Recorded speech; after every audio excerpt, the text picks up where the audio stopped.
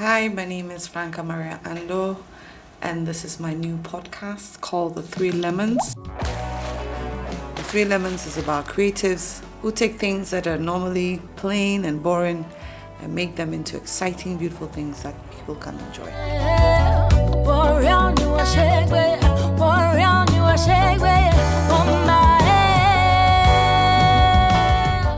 Hi, welcome to the Three Lemons podcast. Today I have with me Ivan Twum Mensah. Ivan is an entrepreneur and I love his story, and so I thought that it would be great to share with you. Ivan, you're welcome. Thank you, Auntie Franca. Okay, can you tell us what the name of your company is and what you do in that company in terms of just your title, and then we'll take it from there. Okay, so I run a company called Liber Grande Ghana Ltd. Okay. And we're official distributors of Vinakoper Wines in Ghana. Okay. So, tell me a bit about yourself. Where did you grow up? Where were you born? Where did you grow up? Okay, so I was born in Accra. I was born in Awudome. Okay. To Ghana and Dentra parents. My mom is Ghana. Okay. And I grew up in Ofanko. Okay. So I was raised by my grandparents, okay. more or less, yeah. And I went to Star Avenue for basic school, and then to St. Peter's, and then to UCC to do my Bachelor of Arts degree. Okay. What were you like as a child? Were you quiet? I ask everybody this question, so tell the truth. What were you like? As a child, I wasn't too sociable, yes, but I was noisy. What does that mean? Like you're noisy in school, at home? No, I like to make a lot of noise, like bang stuff on the table, turn the TV up, turn the radio up.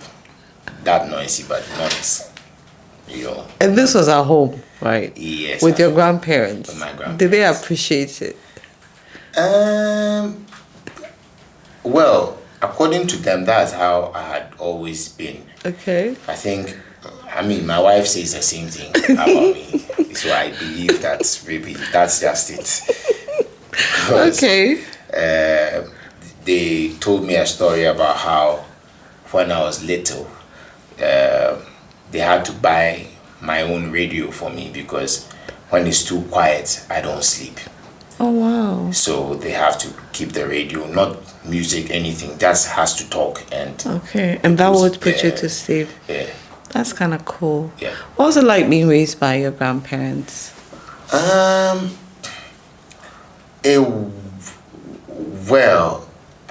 I don't know how to say if it was good, if it was bad, because I didn't have the other side. So but were they like strict? Did they spoil you? No. Okay, they had their moments, let me see. But my granddad had all daughters. His only son died at an early age. So he more or less treated me as a son. Okay. But then towards growing up, I sort of had the impression that he wasn't really ready. Okay. In the sense that he's been used to daughters all along, and they don't rebel, more or less. But me, on the other hand, I was sometimes going a bit sideways, and there are times he found it hard to deal with, because more of the time he would just explode, and then now he just comes back and he gets to he's okay with the same thing that he's condemning, or maybe things that coming in a more peaceful way will get me to. So I think with me, he had a bit of a difficulty when it comes to raising me, and yeah. My grandma, she was strict too, a bit. Not as much as my granddad though, but she just didn't care. I won't say I was so much of a troublemaker that you were just a typical boy, really. I wasn't. I saw guys who were bad boys. I wasn't a bad boy. So how do you think that being raised in that space like formed who you are today? Because one of the things I find interesting about you is your approach to entrepreneurship, and we'll get to that. But do you feel like you picked any life skills in that space with your grandparents that have kind of helped you? Yes. You know, I think I'm even only realizing that now, because one of the things that I picked from them is I really know how to cut my losses. Because in that setting, it's two things. It's that you're getting it or not. And sometimes it's not that you're getting it because you're not getting it because they can't afford it. You're not getting it because you think you just don't need it. And I have to deal with that. There's nothing. I'll tell you a story. When I went to UCC after level 100, and then I moved out of the hall system, went into a hostel, and then I came back after first semester, second year, first semester, and I was like, Granddad, I need a fridge. And he says, what for? I'm like, now, you see, I cook, and when I make the stews, I don't have anywhere to keep them. So it's like every day I need to make something to eat, or I need to keep heating this thing, and it's not comfortable. So if I make some stews and I keep in the fridge, so when I come back from lectures, I can boil yam, cook rice, and then goes with it. And I was like, okay, I'm going out, let me come back, I'll give you an answer. And then he comes back in the evening. Not that he had forgotten, and I had to remind him. He called me and said, come, in the morning you said something. You said you needed a fridge. I said, yes. I said, okay, I don't think you need a fridge. You are going to school and you are not going to a hotel. You know what? I'll teach you to kill two birds with a stone. When you go, stop cooking. Eat by the kinky woman where they sell the food. You know what? Even that one, you won't wash plates. No, and there wasn't supposed to be anything like, oh, I don't think you understand the system in school now. Your time was different. No. Take it. That's it. And I went to school without a fridge.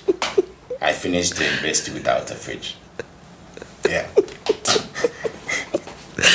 Oh my word. Yeah. I need a moment before I can even ask the next question. So, when you finished UCC, did you decide that you wanted to work? Yeah. How did your journey into entrepreneurship come about? So when I got done with UCC, I started off with national service at ABSA, now then Barclays.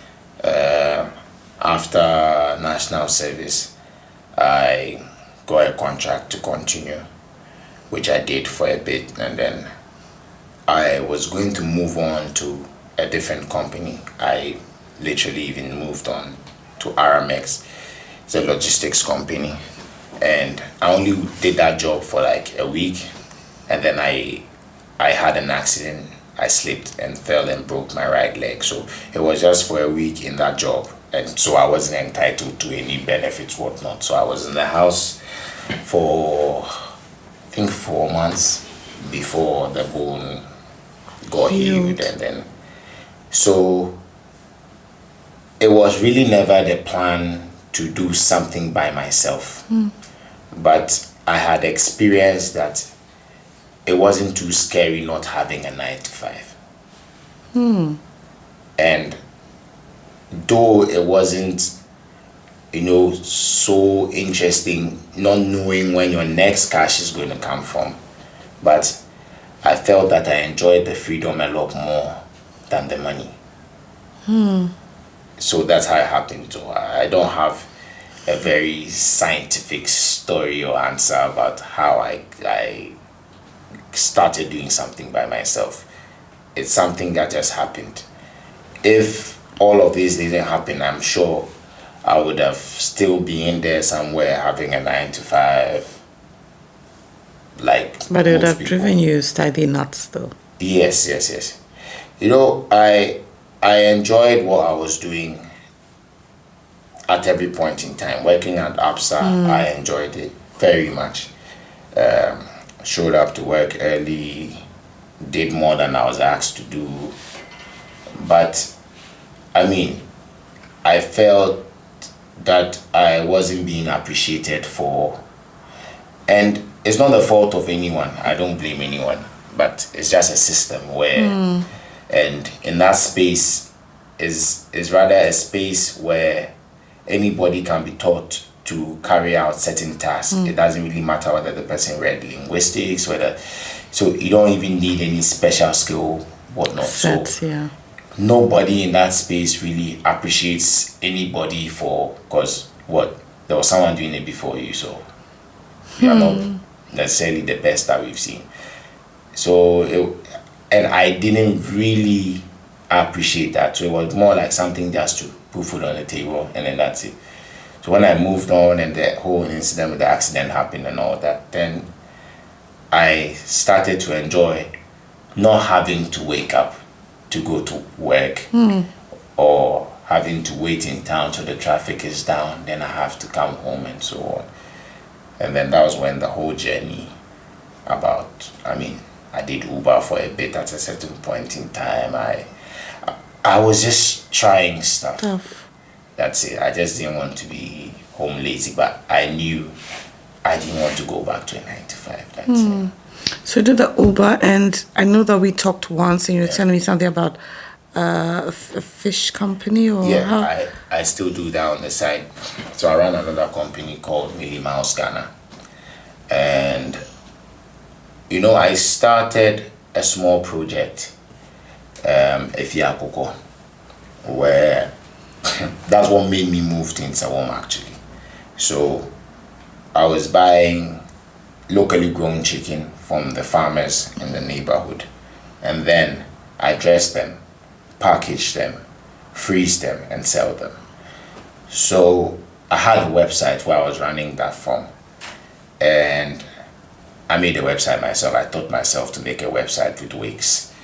So I learned a bit about search engine optimization, and I tried my hand on all that kind of stuff. So back then, when you type chicken and Ghana in Google search, my website was on the first page.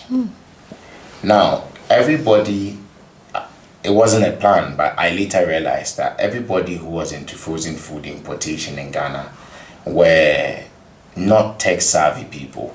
Either they just didn't think the internet did it for them, or they didn't know about the internet or didn't believe in it in the first place. And now exporters who are trying to bring chicken to Ghana and looking for people to buy, their first point of call is the internet. So I got contacted by a Polish company, AgroLine, and they thought I was a very big company because the website was posh, but I didn't even have an office. So when they were like, they sell chicken and they wanted me to buy chicken from them, I told them that, you know what, I'm just some small producer somewhere. I'm only selling like 50 chickens max in a month, and I can't afford to buy even a quarter container load of chicken. So I'm not the person you are looking for. And the woman, Olga, came back again and said, no, I understand you're not selling chicken. I understand you're not doing all of these things, but you can still work with us. I'm like, why? Like, I can't work with you. I don't have any money to import anything. He said, no, that's not what we are talking about. You are in the chicken business. You are in Ghana. You have a fair idea of how the business runs. We are in Poland. We don't have any idea whatsoever. So you know what? You can help us talk to people in Ghana who are importers, so they buy from us, and then you gain commissions on whatever they buy. I'm like, okay, that's nice, that's interesting. So then I started to do that. I started to work with them. And then after a year, they came to Ghana. We got more clients. I still work with them anyway. So that was where I was making some money from to do other stuff. Because we got to even a point where they even had to opt out of paying commissions because the volumes were getting so high. So they would rather pay me a fixed amount, whether I sell or not. So I could be home like 3 straight months without lifting a muscle and my checks coming all the same. So that was it with the chicken bit. What about the fish? Yeah, so it was chicken and fish. Okay. Frozen food all together. So the fish was a fresh fish, or the fish bit was with them as well. So the money that I made from them most of the time, I was going to Anomabo then because I realized that there were people who were complaining about imported food generally, and people did not necessarily enjoy this imported chicken, this imported fish, but there just wasn't an option for Ghanaians. There still isn't even. So my goal has always been to try and tow along a path where I want to contribute to Ghana being self-sufficient. So that has always been something that I've been driven by. So I started to buy fish from Anomabo. I made friends with some people there. So I just placed a call. They knew the kind of fish that I always wanted. I always wanted swordfish, grouper, barracuda.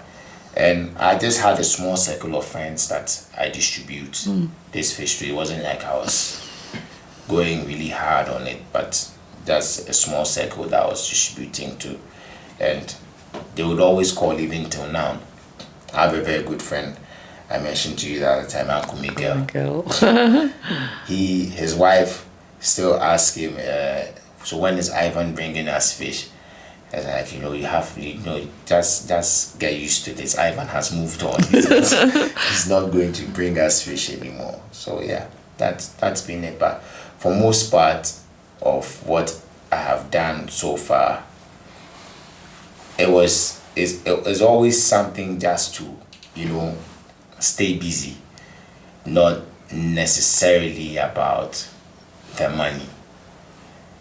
Because I hardly put pen to paper when it came to, okay, how much are you buying this? How much are you selling it for?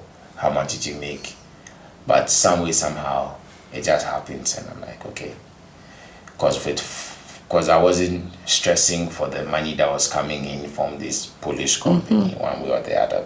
Then, when I put it in, I'm like, okay, if I didn't put it into this fish thing, I would have spent it regardless. So it wasn't really about the profit for me. So I was just staying busy, and I was just doing something that I loved to do.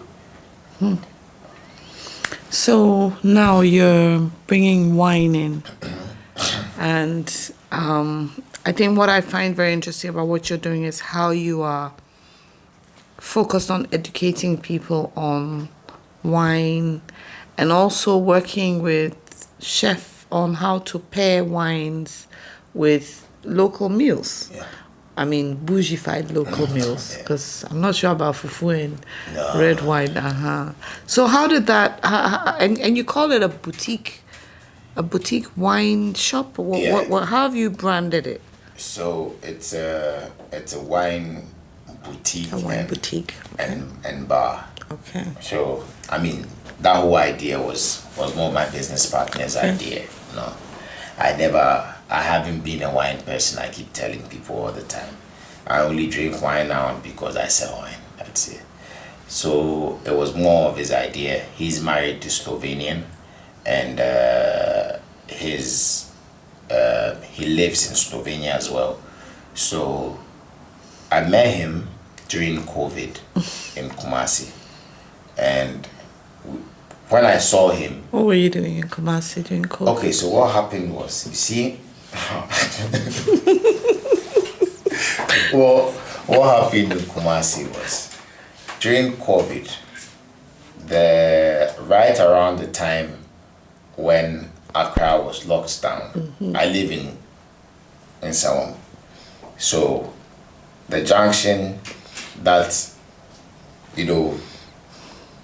serves as a border between Sawam and Accra is where they came to mount the barrier with serious security and so on. So what it meant is you could go in further, but you can't come here because you could just drive and go to the north wherever you want to go, and there was no barrier.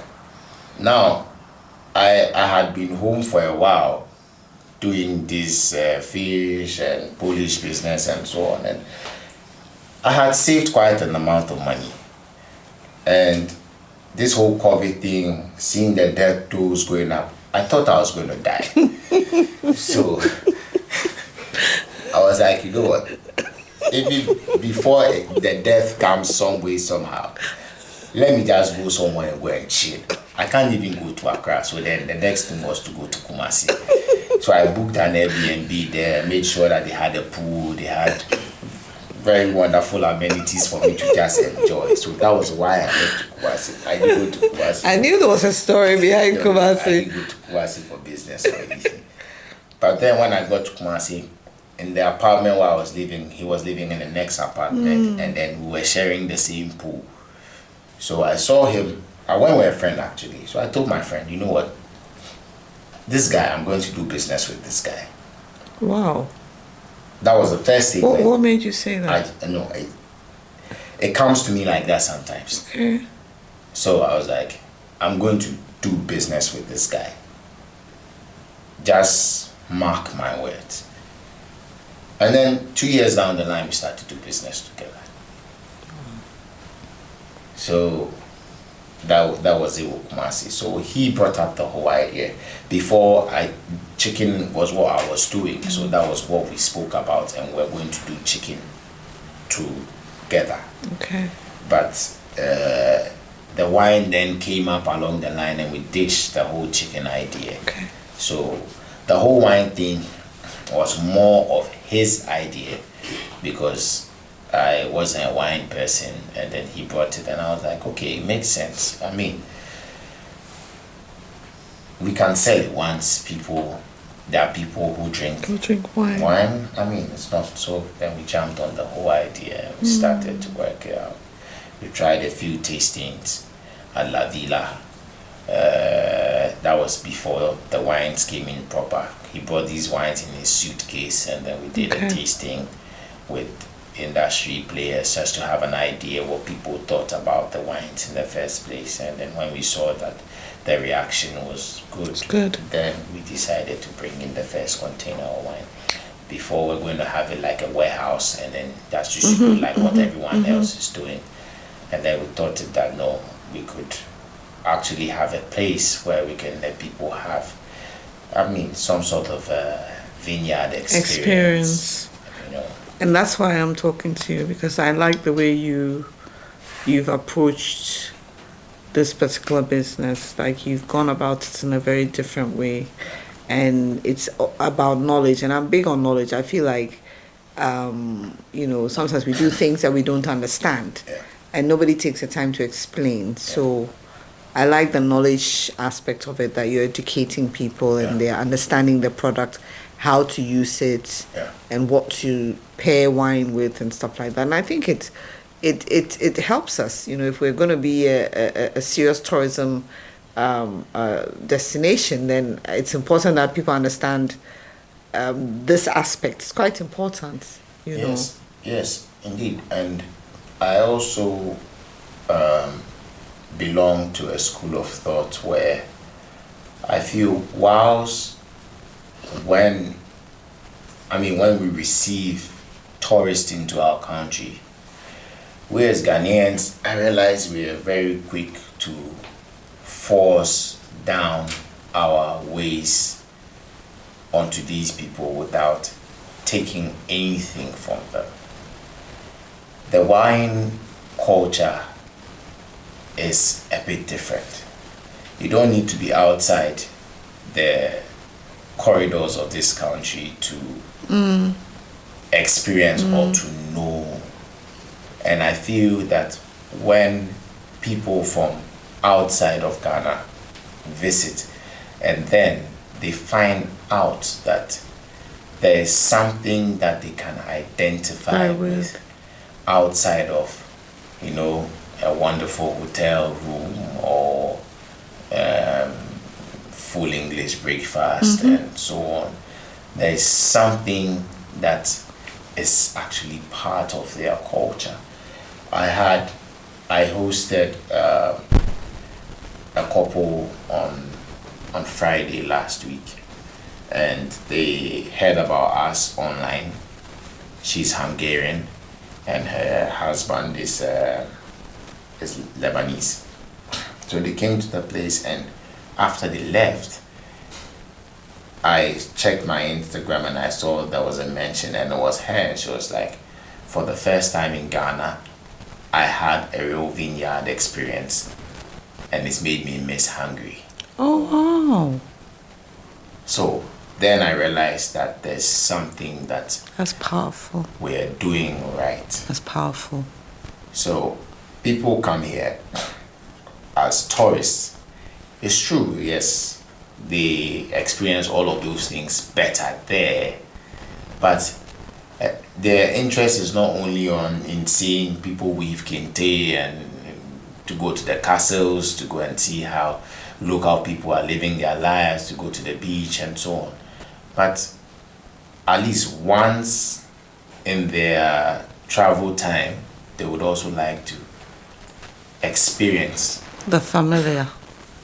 Yeah. And that's one thing I've always thought of in my business, is creating a space that when they come in, they know that they are in Ghana, they know that they're in Africa, but it's not so out of it that they don't experience some familiarity. Because when you're going somewhere new, you grab onto what you're familiar with, you hold on to that, then you look at what's strange or what's interesting or what's exciting. So I think it's a beautiful balance, and it's a very good understanding of, how we need to treat our guests coming in. Like, it's really about balance. Ivan, thank you so much. I'm glad you came and we talked, and I know this is going to be a good source of inspiration for our young folk, because that's why they're the reason why I'm doing this. I feel like we're not sharing our stories, and it's important that they get that kind of filler from folk like you. Yeah. So thank you so much. You're welcome. All righty.